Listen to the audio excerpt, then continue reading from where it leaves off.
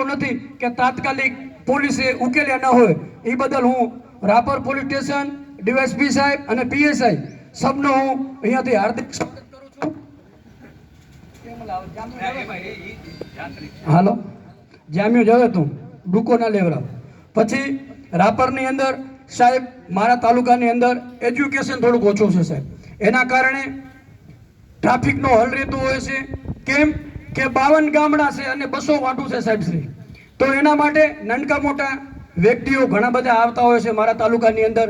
તો આપથી એક નમ્ર વિનંતી છે, આપના તમામ પોલીસ સ્ટેશનને પણ એક નમ્ર વિનંતી છે કે રાપર પોલીસ સ્ટેશનમાં આવતા હોય તેને કે સાહેબ જે નનકો વર્ગ વ્યક્તિ આવતો હોય છે ને, કાંક ના કાંક એના કને થોડું ને થોડું, કાંક ને કાંક એના કને કોઈ કાગળિયું નથી હોતું, હેલ્મેટ નથી હોતું. એ કેમ કે સાહેબ એજ્યુકેશન ઓછું છે એના કારણે. એજ્યુકેશન છે એ તો બધા કમ્પ્લીટ થઈને નીકળતા હોય છે. એટલે આપથી એક નમ્ર વિનંતી છે કે એવા નનકા માણસો જે મારા તાલુકાની અંદર આવશે એમના માથે જરાક તમે મીઠી નજર રાખી.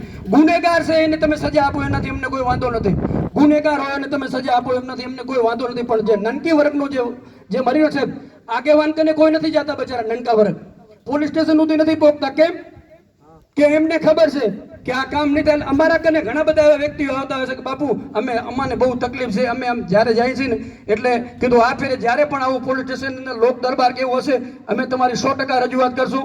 એટલે આપથી નમ્ર વિનંતી છે, એક નનકા વર્ગની જે વ્યક્તિઓ હોય છે એની જરાક હોન્ડા ડિટન કે ગાડી આવું તેવું થોડું ઘણું રહેશે સાહેબ. બાકી હા ગુનેગાર છે ને આપ સજા આપો એમને તમે કોઈ વાંધો નથી. ભારત માતા કી જય.